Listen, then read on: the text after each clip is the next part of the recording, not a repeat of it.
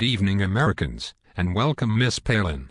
Good evening, Larry. Well, Miss Palin, I hear you recently visited the country of Taiwan. How was your trip? Well, Larry, outside of Chinese Taipei, there was a lot of impoverished people. The buildings were old and worn down, but it had a cute charm that is something you can't see, even in my great state of Alaska. Now you said Chinese Taipei, you mean Taipei, Taiwan, right? The capital city of Taiwan, an economic powerhouse of Southeast Asia. No, Larry, from what I was told when I met the regional leader of Taiwan, the area is known as Chinese Taipei, a region of Greater China. Interesting.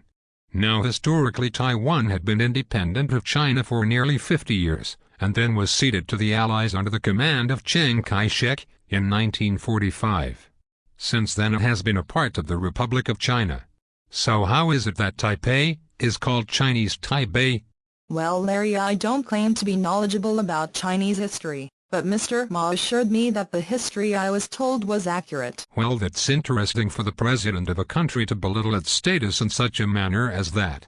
Well, Larry, Mr. Ma has assured me that the actions he has taken are the correct ones, and that what he is doing in Chinese Taipei is creating an atmosphere that is good for helping Taiwan's economy and keeping the nationalists in power for a long time. Well, this has been a very enlightening conversation, Miss Palin. However, we are going to have to cut this interview short today.